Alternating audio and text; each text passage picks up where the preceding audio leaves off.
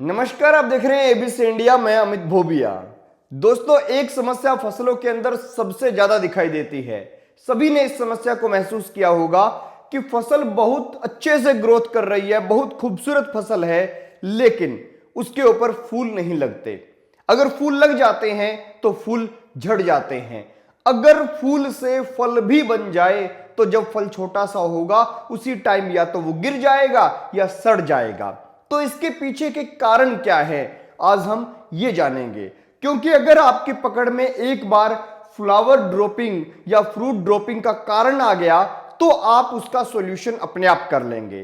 तो सबसे पहले मैं आपको आज समझाता हूं इनके कारण क्या हैं। क्योंकि अगर इनके कारण आप जान लेते हैं तो आप अपनी फसल की प्रोडक्शन भी बढ़ा सकते हैं। अगर आपके घर पे छोटा सा किचन गार्डन है तो उसमें भी आप प्रोडक्शन को इंक्रीज कर सकते हैं। अगर कोई फल नहीं दे रहा है पौधा तो उसके ऊपर आप जो है फूल भी लगवा सकते हैं और फल भी लगवा सकते हैं। लेकिन आपके पकड़ में एक बार कारण आ जाना चाहिए। तो कारण, सबसे पहला कारण, कई बार फसल के आसपास, पौधे के आसपास बहुत ज्यादा मात्रा में पानी लंबे टाइम तक ठहरा रहता है। इससे पौधा स्ट्रेस में आ जाता है और फूल लगने के बाद गिर जाता है या फिर फूल जो है लगता ही नहीं। दूसरा कारण, कई बार जब फसल बढ़ रही होती है तब हम इसमें नाइट्रोजन ज्यादा डालते हैं ताकि ग्रोथ होती रहे।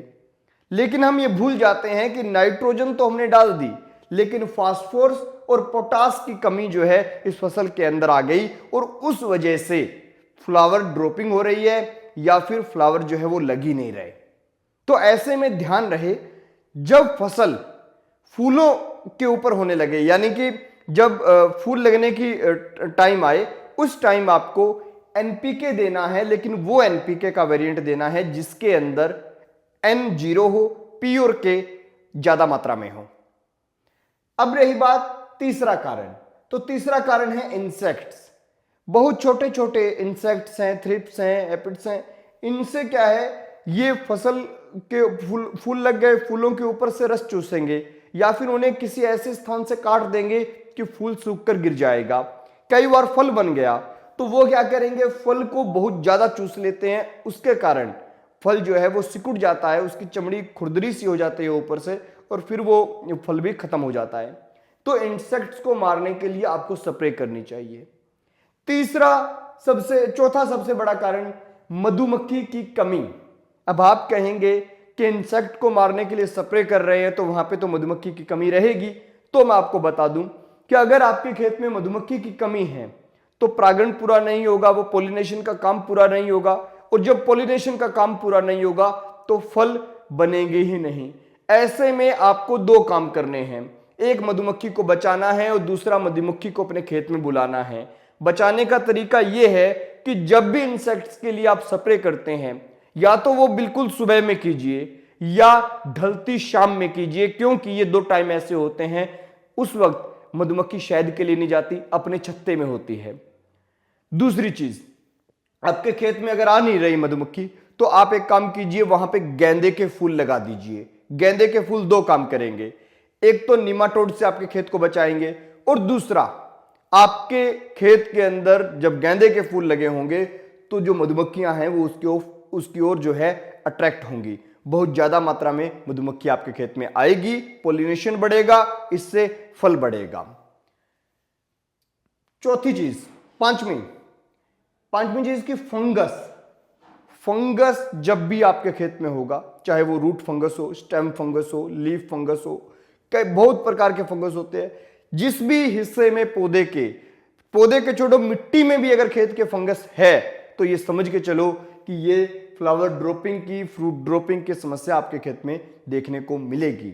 इसलिए सिस्टेमेटिक फंगिसाइड जो है उनका इस्तेमाल आपको करना चाहिए। माइक्रोन्यूट्रिएंट्स की कमी, यह भी एक बड़ा कारण है। फ्लावर जब थोड़े हल्के फुल्के आने लगे उसी वक्त आपको बोरोन और कैल्शियम नाइट्रेट की स्प्रे करनी चाहिए या फिर ड्रिप के जरिए पानी में देना चाहिए। अगर दोगे तो आपके फ्लावर जो है वो ज्यादा लगेंगे और पौधे को फल बनाने की ताकत भी ज्यादा मिलेगी। तो माइक्रोन्यूट्रिएंट्स और भी बहुत सारे आते हैं, वो भी आप कर सकते हैं। बोरोन और कैल्शियम में दो चीज तो पक्का दीजिए। इसी के साथ साथ लास्ट जो कारण है वो इन्वायरमेंट से जुड़ा हुआ है, जिसका किसी के पास इलाज नहीं है। पिछले 2 सालों में फरवरी के अंदर किन्नू की फसल के अंदर फ्लावर आने शुरू हुए, मार्च के अंदर जब फल बने तो गर्मी ज्यादा आने लग गई। पिछले 2 साल से ये टेम्परेचर का मामला हो रहा है कि मार्च में थोड़ी गर्मी ज्यादा हो जाती है, उस वजह से जो किन्नू का फल है वो बहुत कम लग रहा है, किसानों को बहुत ज्यादा घाटे लग रहे हैं किन्नू के बाग में। तो इन्वायरमेंट के जो इशू है उसमें हम लोग कुछ नहीं कर सकते।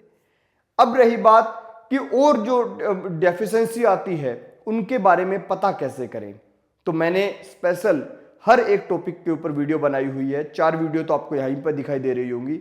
इन वीडियोस को जरूर देखें और पता करें कि आपकी फसल में किस चीज की कमी है। देखते रहिए ABC इंडिया।